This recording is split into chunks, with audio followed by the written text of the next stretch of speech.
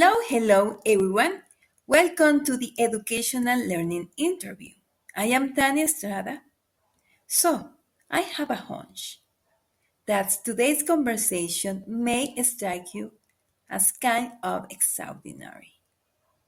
We are talking about competence assessments and how to assess by competences in virtual learning environments.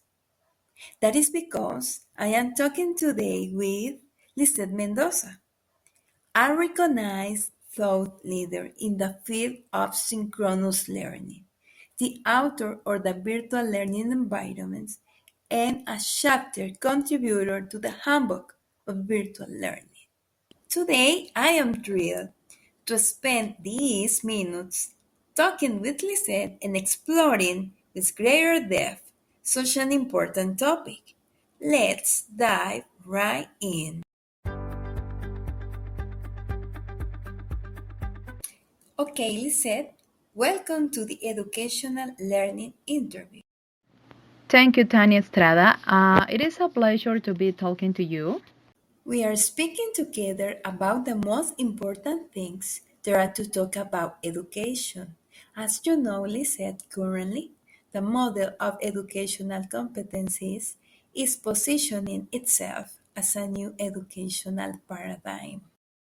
Yeah, you are right, and this is due to there are several problems to which it responds clearly, and that other approaches like behaviorism and constructivism do not treat consistently. For example, how to manage the curriculum and the microcurriculum to ensure the quality of learning in a systematic framework. How to achieve that the curriculum and the learning processes and assessments are relevant to the student and dynamics of the current local, national, and international context and the future, and how to train people to face daily problems, integrating and mobilizing. Wow, how interesting! So, we are facing a model that seeks to satisfy the great needs of current education. Could you tell me which are the principles that you consider that are the greatest consensus in the competencies model? Sure, there are five principles and components of competency: the essence of competencies, the teacher role, generation of change. In my opinion, the most relevant is building competences because the teacher must guide their actions to form competencies and not teach content. That it should be only means, and one way to achieve this is by using competence assessments and the assess by competencies. When you talk about competencies assessments, what exactly are you referring to? Well, Tanya, I refer that the competence of assessment is a systematic assessment of the performance of the student using the comparison between the criteria and the evidence that show the degree of mastery that is possessed around a certain action in the face of pertinent problem on the context.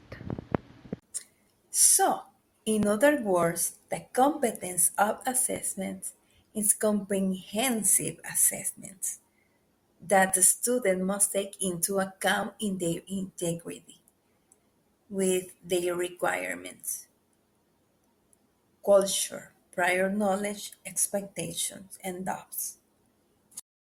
Yeah, you got it. Well said. From your point of view, what would be the best way to assess in order to form competent people and commitment to society? Well, I think the best way is to assume the evaluation as an assessment.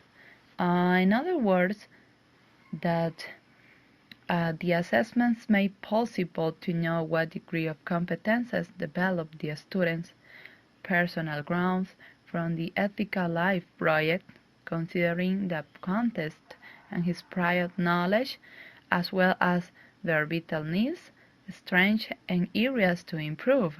That means that evaluating competencies from the assessment goes beyond criteria and evidence. It considers the pace of a student's learning and proposes environments and activities for students to develop skills. Well, we already learned about competence assessment. Now I am curious about how to assess the competences in virtual learning environments. As you know, Tanya, today's virtual environments allow greater interaction between the teacher and students and the learning materials, allowing the application of the different types of assessments, such as diagnostic, formative, and summative. And in this way, the development of skills in students can be measured before, during, and at the end of the course.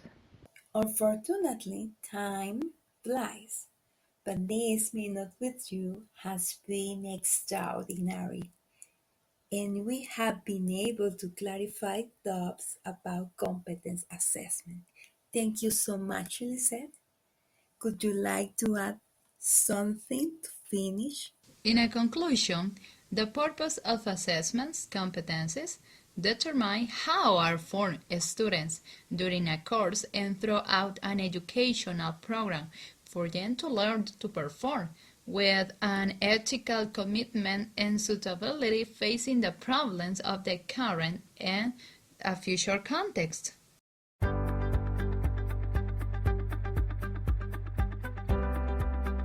Okay, so that was Lisette Mendoza. Thank you for listening. See you next time.